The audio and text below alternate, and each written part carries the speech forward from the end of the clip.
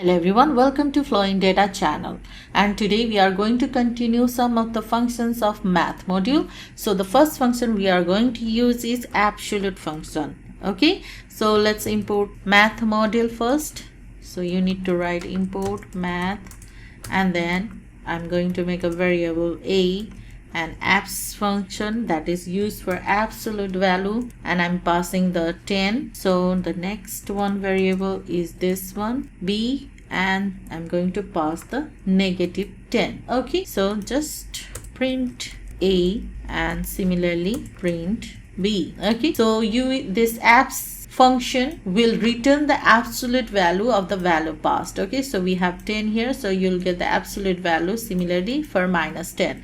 Now you see the result. Okay, so here you can see the output, that is 10 and 10. Okay, so the absolute value of this value passed is 10, and here the negative is there, but the absolute value of this is 10. Okay, so in this way you'll get the absolute value in the math module. So now the next function we are going to deal it is the square root of numbers in Python. Okay, so the square root function we are going to use here. I'm not going to clean this up, I'm just editing this thing. Okay, so instead of abs function I'm going to write math dot sqrt, that is for square root, and I'm going to pass 9 here, the value. Similarly in the second variable I'm going to pass 16. Okay, so I'm going to print ab, so you'll get the square root of 9 and 16 now.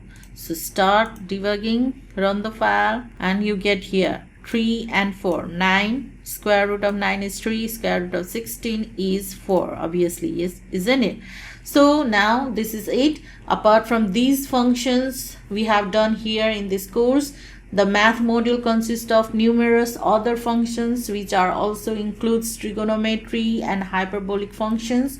We won't be exploring those in this course, but feel free to check them out and just practice. Okay, now see you in the next video. Thank you for being with us.